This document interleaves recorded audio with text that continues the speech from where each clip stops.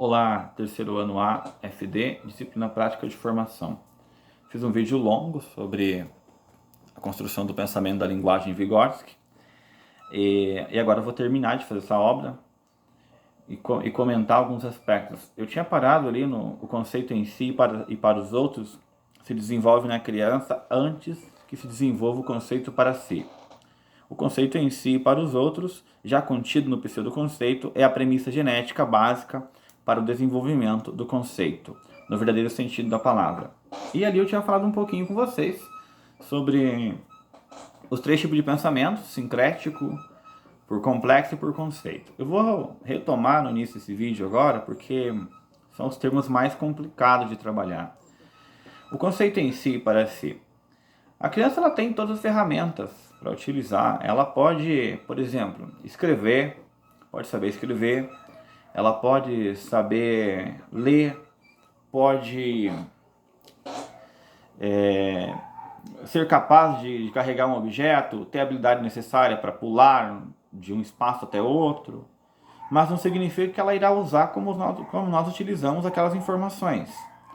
Então aqui não é uma questão de ter habilidade, mas é de saber usá-la, né? Você pode ter uma habilidade e não saber usá-la. De que exemplo? Eu vou lá em Leontiev, que daí eu faço uma antecipação da obra seguinte, para não ter que gastar muitos vídeos, e vou dar um exemplo na escrita. Pensa a escrita. Se eu pedir para vocês, olha gente, dia 22 de novembro vamos ter uma atividade tal, a palestra é sobre a professora fulana, e eu deixei um tanto de informações, e eu quero um trabalho que fala isso, isso, isso, aquilo.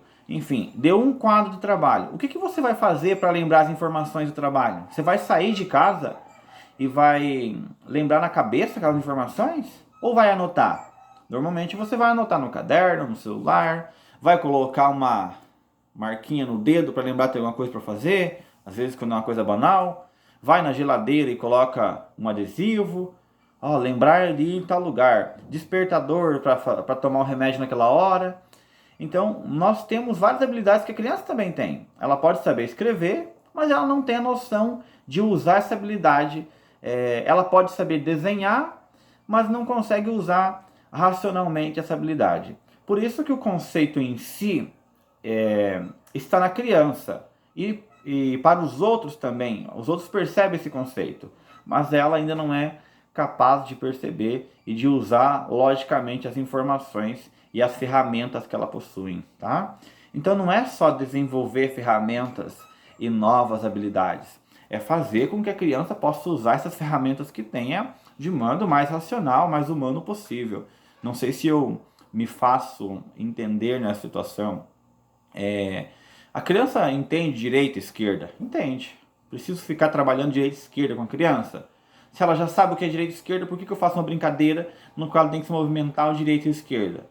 Porque uma coisa é bem diferente ela saber qual que é a direita e qual é a esquerda, a outra coisa é ela trabalhar a coordenação. Tá? Então, esse processo prático que vocês fazem nos jogos e brincadeiras com a criança é isso. Por que nós trabalhamos coisas banais, teoricamente, entre aspas? Porque ela precisa desenvolver essa habilidade que ela já tem, que ela sabe, que ela conhece, mas que está atrofiada. Então eu creio que tenha ficado claro essa questão do conceito em si e para si. E por que eu sempre vou em Vygotsky? Eu tenho medo de, assim, achar que a criança está desenvolvida, que ela supera. Normalmente para uma mãe tem aquilo, né? Não, meu filho, a minha filha com 1 ano ela fazia não sei o que, com 2 anos ela... Então não é muito assim. Ela pode ser madura em N motivos, mas o próprio processo de formação dela é diferente. Ela tem algumas limitações que a idade impõe. Tem coisas que somente com a idade, com a prática que vão evoluir. Não dá para descuidar em momento nenhum. Bom, dito isso, pensamento sincrético eu creio que ficou lógico, né? São manchas disformes, são uma reunião de informações ilógicas que ela utiliza para tentar compreender o mundo. Então, não existe uma lógica nenhuma. O pensamento por complexo, ela começa a perceber formas, que o mundo tem formas. O mundo não é esse todo bagunçado, embaralhado como ela percebia. O mundo tem separações, né? E como que o Vygotsky fez isso? Olha, ele fez vários testes aí com figuras, enfim, se eu for descrever os testes aqui, eu acabaria me estendendo além do que eu desejo. Em outro momento, em aula em sala, eu posso explicar para vocês. Mas no complexo, ela começa a separar formatos, cores e vai associando. Usa essa percepção dela que está sendo aprimorada. Lembre-se, gente, estamos falando do desenvolvimento da criança. Não é só educacional. Nós pensamos muito educacional, mas educação infantil não é só isso. Desenvolvimento biológico, processo por que ela passa. Tá? O Vygotsky ele não abandona a questão física da criança. Afinal, para eu entender até que ponto ela pode ser inserida, como será inserida socialmente, é preciso que eu compreenda um tanto quanto essa questão física. Por isso que ele vai lá em Piaget para fazer algumas críticas e para apoiar um pouco o Piaget, para pegar algumas críticas dele, enfim, para conseguir diferenciar essa questão capacidade socialmente adquirido, de biologicamente dado. Então ele está sempre se preocupando com essas questões. O pensamento por conceito é o pensamento mais elevado que nós temos. Quando eu sou capaz de expressar aquilo que eu quero. Por exemplo, eu preciso que vocês façam um plano de aula. É um pensamento por conceito. Eu fui muito claro, usei as palavras, eu sei dominar, eu domino essa linguagem. E o pensamento por conceito, ele tende a ser lógico, ele se diferencia dos anteriores porque ele é organizado. Tem pessoas que vão passar 30 anos e não vão conseguir pensar exclusivamente por conceito. Na verdade, em dado momento, cada um de nós acaba voltando a esses pensamentos primitivos. Mas a regra geral é pensamento sincrético, um amontoado difuso. Pensamento por complexo, ela começa a perceber características X, Y, cores, tamanho, formas. Pensamento por conceito, você já é capaz de se expressar claramente, de interpretar, de ver as suas necessidades e se programar logicamente para agir em relação a elas. Dito isso, avancemos nas páginas seguintes. A página 15, eu já comentei sobre isso, mas pelo menos vocês veem que está na obra. O ensino seria totalmente desnecessário se pudesse utilizar apenas o que já está maduro no desenvolvimento, se ele mesmo não fosse fonte de desenvolvimento e surgimento do novo. O que significa isso? Significa que o processo para Vygotsky de educação não é um processo que vai ensinar conteúdos. A educação, ela afeta o desenvolvimento. Hoje nós temos pesquisa na tribo Pirahã, no Brasil, que ela, de certa forma, mostra que o processo de educação ele altera, inclusive, o desenvolvimento biológico do indivíduo. Significa que se alguns conceitos, por exemplo, vou dar o meu exemplo, fica mais fácil. Eu não tive uma boa formação para compreender a coordenação motora, a educação física minha foi bem limitada. Então ainda hoje eu tenho dificuldade de localização. Se eu entro num local fechado, que é cheio de escadas e fecha e entra e vira, na hora que eu vou sair, né, a maior parte das pessoas saem normalmente. Tinha aquele antigo shopping total, quando eu entrava ali eu tinha que ficar concentrado, porque senão o risco de eu entrar numa rua e sair pela outra é muito grande. O que significa?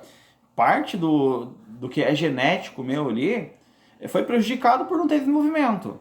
Aí você vê pessoas que ela entra em qualquer lugar, sai, elas nem raciocina. Eu sei que cada vez que eu entro num estacionamento que ele é grande, eu tenho que marcar elementos com a mente, então eu paro, faço aquele quadro lógico, e é o mecanismo que eu sei, é uma deficiência que eu tenho porque eu não desenvolvi na idade adequada. É isso que o Vygotsky está dizendo. A educação, as brincadeiras que nós estamos trabalhando agora, está pensando em desenvolver esses itens. Eu vou reduzir o ritmo porque a pressa para formar o vídeo acaba fazendo a linguagem sair acelerada. Em outras palavras, alguns conhecimentos, se forem ignorados, irão ocasionar problemas sérios para toda a vida. Ah, professor, não é problema sério. Eu acho um problema super sério. Entrar num local e... Eu lembro uma entrevista de emprego que eu fui fazer uma vez, e aí eu perdido, totalmente perdido. Nossa, em que lugar que eu estou? Em que lugar que eu estou? Isso dentro do espaço interno, porque minha coordenação é uma droga. É preciso eu ficar olhando para cá e para lá e vincular. Se eu virei à esquerda, vou ter que virar para cá, né?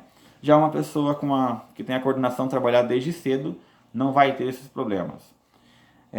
Avancemos? Ficou claro? Qualquer dúvida vocês me perguntem, tá? Sobre o ato de falar, né? O ato de falar, na página 15 ainda, requer a transição do plano interior para o plano exterior. Isso, hoje, para você é óbvio, né? Você não vai chegar e falar, pensou uma besteira de alguém, vai lá e falou. Você vai falar na cabeça primeiro, né? E aí você vai julgar também se o que você falou na cabeça, que impacto vai ter no ouvinte. Isso somos nós que pensamos por conceito. E a criança? A criança não vai fazer isso. Falou, pensou. Tia, vai lá, você tá querendo desenvolver tua vaidade. A tia tá bonita hoje? Não, a tia tá feia. Um adulto dificilmente vai falar isso pra você. Agora uma criança ela pode falar, né? E a criança é sincera. Se ela falou que você é feia, bom, brincadeiras à parte, eu acho que você já percebeu que existe uma linguagem interna. Nós falamos com nós mesmos antes de pronunciar. Quando eu estou dando aula para você, eu estou pensando no efeito que vai ter essas palavras. Apesar de nem sempre essa relação ser precisa, né? Algumas pessoas conseguem controlar com maior facilidade, outras com menor facilidade, mas o ato de falar, de explicar, quando eu falo alguma palavra que eu vejo que ela está difícil, que vocês não entenderam, automaticamente eu já imagino, acho que eles não vão entender isso. Então, existe uma linguagem interna antes de eu falar. Ali na página 16 é bem interessante, que é uma crítica a Piaget. É um parágrafo, depois do negrito ali. As peculiaridades estruturais da linguagem interior e a sua diferenciação funcional em relação à linguagem exterior aumentam com a idade. O que então declina? O declínio da linguagem egocêntrica não diz nada mais a não ser que declina exclusivamente uma única peculiaridade dessa linguagem, exatamente a sua vocalização, o seu som. Podemos concluir daí que a extinção da vocalização e do som equivale à extinção de toda a linguagem egocêntrica? Isto nos parece inadmissível. Aqui há uma polêmica, né? O Vygotsky e o Piaget não tem tanta polêmica, mas aqui eles entram. O Piaget fala que a criança tem uma linguagem egocêntrica, agressiva com os colegas, e que em dado momento, sei lá, vai brigar, vai pedir as coisas, e fez até uma fase do desenvolvimento ali, o pré-operatório, chamado de fase egocêntrica, né? Bom, o que o Vygotsky fala? Não é que nós declinamos essa linguagem egocêntrica. Você, quando se relaciona com as pessoas, você é egoísta. Só que você não fala, né? A única diferença é que nós pensamos, interiormente vem aquela informação, aquela violência, aquela aversão para com o colega. Imagina o chefe quando ele fala uma coisa que desagrada. Você pensa 1000 vezes, você continua sendo egocêntrico. Se fosse uma criança, você falaria, mas como você não é criança, você pensa uma coisa e fala outra, para não ter nenhum problema futuro. É isso que o Vygotsky fala. Não é a linguagem egocêntrica que desaparece, é a nossa vocalização, né? Eu não falo o que eu penso, eu continuo pensando, eu continuo tendo essa linguagem interior egocêntrica, mas eu não vou externar por motivo lógico, porque eu sei que vai ter consequências gravíssimas. A página 16, para finalizar, né? Quando brincam, as crianças dos 3 aos 5 anos falam frequentemente apenas para si mesmas. Então não há uma comunicação. Por isso o que significa? Ela está no monólogo coletivo. É a definição que ele dá. Ela está brincando, mas em função dela mesma. Ela não percebe o outro. Daí que vai começar a socializar, as outras brincadeiras, vai perceber que tem regras, jogo simbólico e por aí vai. Fechamos assim, eu acho que chega de Vygotsky por hoje. Tem um auxiliar dele ali que depois virou herdeiro da sua fortuna crítica, que é o Leontiev. O Leontiev fala sobre a escrita, né? Aquela preocupação que as pessoas tinham de alfabetizar a criança, e já é na década de 70, tá? Alfabetizar a criança, fazer ela escrever, fazer ela ler. Para o Leontiev, o processo de escrita é um processo que a criança adquire já até na educação infantil. Só que não é a escrita da forma que nós pensamos, né? Você chegar lá e copiar do quadro aquilo que o professor passou. Mas quando ela está desenhando, quando ela está representando, então ela passa por fases pré-históricas da escrita. E ainda que ela não aprenda a escrever ali na educação infantil, não é esse o objetivo, ela vai ter vários elementos que a possibilitará dar início ou continuidade, melhor dizendo, nesse processo no ensino fundamental. Então, não é uma preocupação, pelo menos pela nosso referencial curricular, de desenvolver exclusivamente essa escrita, de alfabetizar, mas de desenvolver os mecanismos que possibilitem ela avançar nas séries posteriores. Eu fecho assim sobre Vygotsky, espero que vocês tenham entendido um pouquinho. Algumas questões centrais ali. Não dê muita informação para uma criança, eu já falei isso com vocês, nunca é tarde para repetir. A criança, ela precisa, as informações precisam ser claras, já falei isso várias vezes. Já lemos ali, já fizemos uma leitura do que foi escrito, que ela tem os processos dela, a coordenação dela, os movimentos dela se iniciam e param. Então, se você der muita informação para uma criança, ela vai confundir a atividade principal que você está fazendo. Se você for explicar para uma criança um negócio e começar a devagar em exemplos, como eu faço com vocês, ela vai esquecer da explicação e vai se focar no exemplo. Gente, isso aqui, um exemplo seria uma planta. Ela vai falar, professor, sabia que a minha mãe tinha uma planta dessa? E o teu tema não era a planta. Ela sai do exemplo que você deu e vai para outro. Então, cuidado com os exemplos. A minha mãe também tinha uma planta. Daí a outra criança, a minha mãe, ela não tem planta, mas ela tem um cachorro.